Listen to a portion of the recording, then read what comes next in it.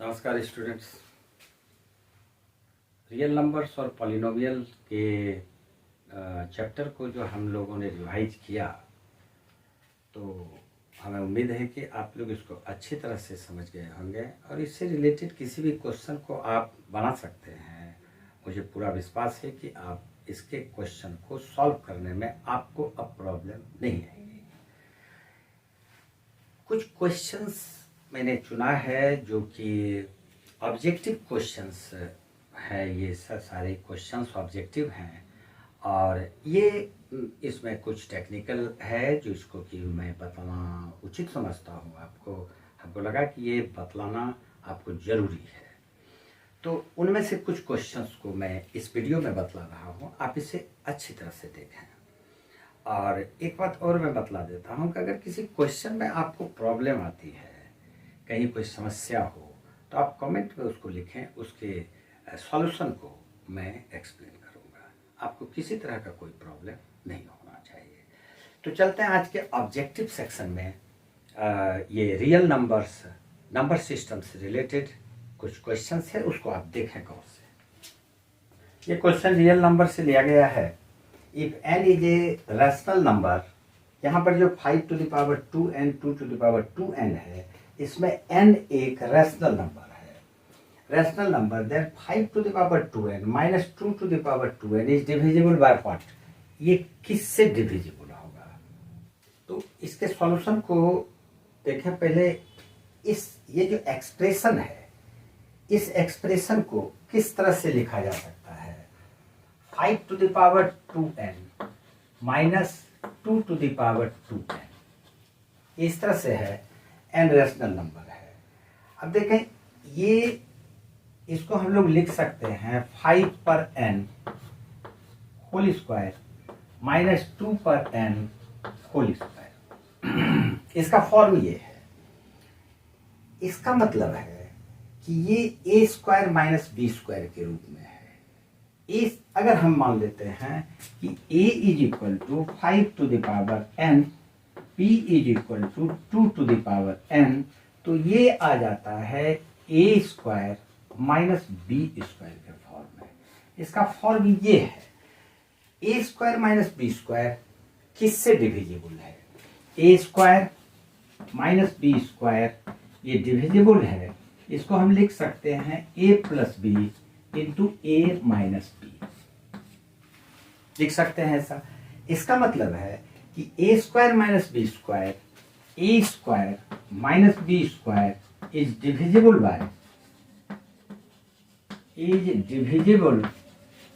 Bye a plus B and a minus B. ये दोनों से डिविजिबल है। a प्लस बी से भी डिविजिबल है, a माइनस बी से भी डिविजिबल है। तो यहां पर a के जगह पे 5 है, n तो कोई भी नंबर होगा, उससे मतलब नहीं है। और 2 से 2 है, यहाँ पर b के जगह पे 2 है, a के जगह पे 5 है। तो इसका मतलब है कि a प्लस बी को हम मान सकते हैं ये 5 प्लस 2 यानी कि 7, और a माइनस बी को हम लोग मान सकते हैं 5 माइनस 2 इज इक्वल टू 3। इसका मतलब ये जो एक्सप्रेशन दिया हुआ है, यह एक्सप्रेशन डिविजिबल होगा बोथ 7 एंड 3 से। 5 to the power 2n minus 2 to the power 2n, ये 7 और 3 दोनों से डिविजिबल होगा। तो यहां पर हम लोग लिख सकते हैं डिविजिबल बाय 7 एंड 3, बोथ दोनों से कटेगा। ठीक है, अब हम लोग चलते हैं नेक्स्ट क्वेश्चन। रियल नंबर का ही क्वेश्चन नंबर 2 है। ए decimal expansion is 327 7081। What would be the prime factors of q when the number is expressed in the form p by q? तो जो एक्सपेंशन हमको दिया हुआ है 327.7081, हम इसको लिख सकते हैं 327.7081, और बाय डेसिमल के बाद 4 डिजिट्स है, तो हम लोग यहाँ पर इस तरह से लिख सकते हैं। देखिए इसका डेसिमल खत्म हो गया, ये आ गया 3277081 बाय 10000। ये पी बाय क्यू के फॉर्म में आ चुका है। क्वेश्चन ये है कि अगर हम इसको एक्सप्रेस करें पी बाई क्यू के फॉर्म में तो उसका क्यू इसका मतलब डिनोमिनेटर क्या होगा। Denominator what would be the prime factors of Q. तो क्यू यहाँ पर हमारे पास है क्यू इज इक्वल टू 1000। इसका प्राइम फैक्टर्स क्या होगा 10000 2 5000 फिर 2 2500 फिर 2 1250 2 625 5 125 फिर 5 25 और फिर 5 से 5, यानी कि इसका जो Q है Q का फॉर्म हो जाएगा 2 to the power 1 2 3 4 2 to the power 4 into 5 1 2 3 4 5 4, यही Q का फॉर्म होगा। अगर इस डेसिमल एक्सपेंशन को एक्सप्रेस किया जाए P बाई Q के फॉर्म में तो जो Q होगा डिनोमिनेटर उसका फॉर्म यही होगा। ये ऑब्जेक्टिव क्वेश्चन है, इसको ज़्यादा डिटेल में बनाना नहीं है, बस इसको समझें आप कि इसको किस तरह से इसका आंसर लिखेंगे, क्या आंसर होगा और इस तरह से प्रिपेयर करें। चलते हैं क्वेश्चन नंबर 3 में। नेक्स्ट क्वेश्चन भी रियल नंबर्स का ही है। If two positive integers p and q can be expressed as p is equal to ab square and q a cube b, a and b are prime numbers. यहाँ पर a और b prime numbers है। Then LCM and HCF, ये बहुत ही important question है। इसमें LCM और HCF निकालने का क्वेश्चन आना ही आना है, ये बिल्कुल तय है। इसको अच्छी तरह से देखें आप। हम लोग इसको लिखते हैं p is equal to A B square. इसको लिखा जा सकता है a multiply b multiply b। q is equal to a cube b is equal to, इसको लिखेंगे a multiply a multiply a multiply b। अब यहां पर एलसीएम अगर निकालना है तो एक बात को ध्यान में रखें, एलसीएम p और q का यह इक्वल टू हो जाएगा। एलसीएम में देखें कि जैसे a यहां पर इसका पावर 1 है और a यहां पर इसका पावर 3 है, यहाँ 3 है यहाँ 1 है, तो एलसीएम में इसका मैक्सिमम पावर वाला लेंगे हम लोग। यानी a तो दोनों में है लेकिन लेंगे हम मैक्सिमम पावर, यानी कि ये a टू द पावर 3 ले लेंगे। अब बच जाता है b के साथ भी वही बात है। b यहाँ पर 2 है इसका पावर और यहाँ पर पावर 1 है, तो मैक्सिमम पावर दोनों में b का कितना है, तो मैक्सिमम पावर 2 है, इसलिए हम इसको ले लेंगे b स्क्वायर, यानी कि इसका एलसीएम हो गया a क्यूब b स्क्वायर। अगर 5, 10, 15, 100, 50 नंबर रहता है तो एलसीएम निकालना आसान काम है, लेकिन अगर वो x, y, z, a, b इसके फॉर्म में रहता है तो कुछ स्टूडेंट को इसमें प्रॉब्लम आती है, लेकिन उसको प्रॉब्लम को आप इस तरह से सॉल्व कर सकते हैं। इसको इस तरह से प्रोडक्ट के रूप में लिख लें और जो भी नंबर मैच कर रहा है वो भी, जो नहीं भी मैच कर रहा है, जो मैच कर रहा है उसका मैक्सिमम पावर लेंगे और जो नहीं मैच कर रहा है उसको भी लिखेंगे एलसीएम लेने के क्रम में। लेकिन एचसीएफ में क्या करेंगे, एचसीएफ पी और क्यू का एचसीएफ निकालने में हम लोग देखेंगे ये दो हमारे पास नंबर्स है, प्राइम नंबर्स है सब। इसमें एचसीएफ में जो लिस्ट पावर वाला होगा, जो सबसे कम पावर वाला होगा, जैसे कि यहाँ पर ए भी है और यहाँ पर भी हम लोग देख रहे हैं कि ये ए ही है, तो यहाँ पर P में A 1 है। और Q में A3 है, तो छोटा कौन है? 1 है, तो इसका मतलब हम इसको लेंगे A पर 1। अगर 2 कम रहता तो 2 लेते, यानी एलसीएम में मैक्सिमम पावर वाले को लेंगे और एचसीएफ में मिनिमम पावर वाले को लेंगे। फिर उसी तरह से बी में लेंगे, यहाँ पर हम लोग देखते हैं 2 है और यहाँ पर 1 है, तो 2 और 1 में छोटा 1 होता है, इसलिए हम लोग 1 ही लेंगे। तो इसका आंसर यही दोनों हो गया, एलसीएम और एचसीएफ। ये क्वेश्चन बहुत ही इंपॉर्टेंट है, इस तरह का क्वेश्चन पक्का आएगा, मैं आपको बोल रहा हूँ। एक क्वेश्चन पॉलिनोमियल से मैं बतला रहा हूँ आपको, ऑब्जेक्टिव में ही इसको देखें अच्छी तरह से। ये पॉलिनोमियल का ऑब्जेक्टिव क्वेश्चन है। ये क्वेश्चन कहता है कि find the number of polynomials, find the number of polynomials, number of polynomials having zeros -2 and 5, यानी कि -2 और 5 अगर जीरोज है तो इससे कितने पॉलिनोमियल्स बन सकते हैं? आप कहेंगे 1, बिल्कुल डेफिनेटली, क्योंकि चलिए सॉल्यूशन में alpha is equal to -2, beta is equal to 5, तो एफ एक्स जो पॉलिनोमियल रिक्वायर्ड पॉलिनोमियल होता है, मैंने आपको बतलाया है कि जो एफ एक्स निकालेंगे, यानी कि वो रिक्वायर्ड पॉलिनोमियल जो होगा, वो पॉलिनोमियल हम लोग निकालते हैं x² minus alpha plus beta into x plus alpha into beta. ये पॉलिनोमियल को फ्रेम करने का एक फॉर्मूला मैंने बतलाया था आपको। यहाँ पर अल्फा और बीटा हम लोगों को गिवन है, तो हम लोग लिख सकते हैं x² minus 2 plus 5 into x plus alpha -2 into 5।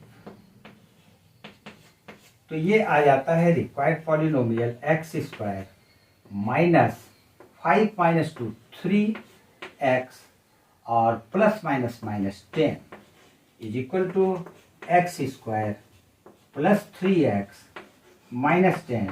आप कहेंगे कि ये रिक्वायर्ड पॉलिनोमियल तो यही है, आंसर भी एक ही होगा, यही बोलना है।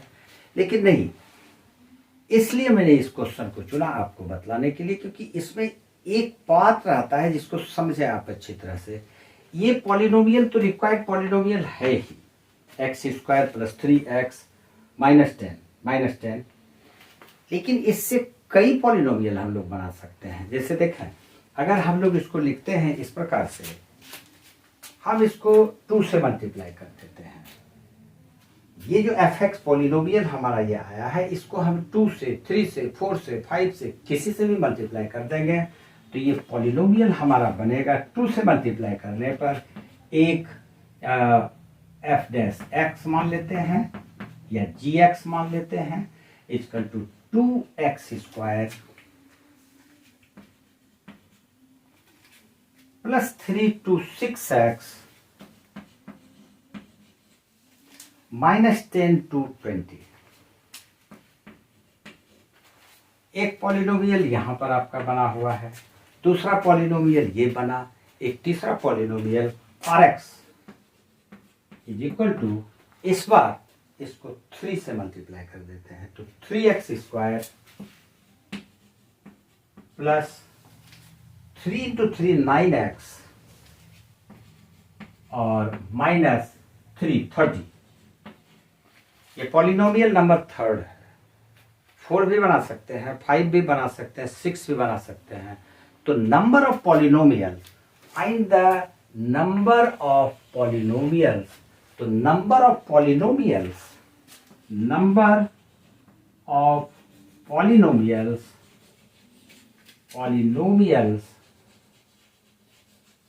इज इक्वल टू इन्फिनिट हो जाएगा। हम इससे अनंत पॉलिनोमियल बना सकते हैं। ठीक है, समझ में आ गया होगा। चलते हैं दूसरा क्वेश्चन। नेक्स्ट क्वेश्चन पॉलिनोमियल्स का, if the sum of the squares of the zeros, sum of the squares of the zeros of the polynomial 6x square plus x plus k is 25 by 36 इन के। तो मान लेते हैं कि इसका zeros, let the zeros be alpha and beta. मान लिया इसका जीरोज अल्फा और बीटा है। अब क्वेश्चन में दिया है sum of the squares, sum of the squares of the zeros, यानी alpha square plus beta square is equal to 25 by 36, ये गिवन है।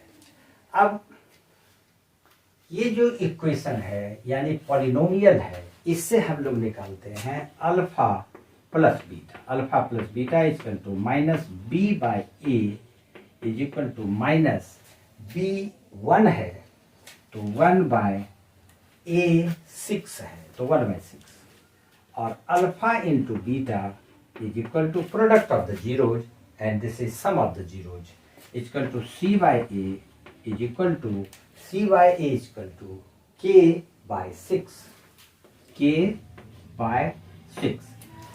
अब हमारे पास ये तीन इक्वेशन है, इस तीन इक्वेशन से ही हमको के निकालना है। देखें, since alpha square plus beta square is equal to alpha square plus beta square, algebra में ये फॉर्मूला आपने पढ़ा होगा, अल्फा प्लस बीटा का whole square minus 2 alpha beta, ऐसा हम लोग लिख सकते हैं। Alpha square plus beta square की जगह पे 25 बाई 36 लिखते हैं, तो ये आ गया 25 by 36 is equal to alpha plus beta minus 1 by 6 minus 1 by 6 का whole square minus 2 into alpha into beta K by 6, K by 6। इसको कैंसिल कर देते हैं। अब इसको सॉल्व करना है। 25 by 36, 25 by 36 is equal to 1 by 36 हो जाएगा। 1 बाई 36 प्लस में आ जाएगा क्योंकि स्क्वायर कर रहे हैं, और माइनस के बाई 3, माइनस के बाई 3। ये जो के बाई 3 है इसको इस साइड ले आते हैं और इसको उस साइड ले जाते हैं, तो therefore K by 3 is equal to 1 by 36 minus 25 by 36 is equal to 36, 1 minus 25 is equal to minus 24 by 36। इसको कैंसिल कर देते हैं 2 और ये 3, तो therefore K by 3 is equal to minus 2 by 3, और ये फिर 3 को भी कैंसिल किया जा सकता है, तो 3 को कैंसिल करने पर ये के इज इक्वल टू माइनस 2, यही आंसर है। ये पॉलिनोमियल और रियल नंबर से रिलेटेड कुछ क्वेश्चन मैंने आज चुना था, सोचा आपको बतला दूं। और रिवीजन में अब हम लोग आगे चलते हैं अरिथमेटिक प्रोग्रेशन में। अरिथमेटिक प्रोग्रेशन में हम लोगों को nth टर्म ही पढ़ना है, सम वाला टॉपिक है नहीं, तो इसके रिवीजन में हम लोग चलेंगे। नेक्स्ट वीडियो में हम लोग देखेंगे इसको, अरिथमेटिक प्रोग्रेशन का रिवीजन करेंगे। आप इसको मिस नहीं करें, जितना मैं बतला रहा हूँ उसको तो पक्का कर लें, और उससे कुछ रिलेटेड क्वेश्चन को मैं बीच बीच में बतलाता रहूँगा, रिवीजन और कराता रहूँगा। आप उसको प्रिपेयर करते रहें, और जितना भी क्वेश्चन ये सारा बतलाया गया है उसको तैयार करें। और भूलें नहीं, अगर सब्सक्राइब नहीं किए हैं तो ज़रूर कर लें, क्योंकि आने वाले समय में अच्छा क्वेश्चन आपको देखने को मिलेगा। तो आज के लिए इतना सा ही, फिर हम लोग मिलते हैं नेक्स्ट वीडियो में। Thank you very much.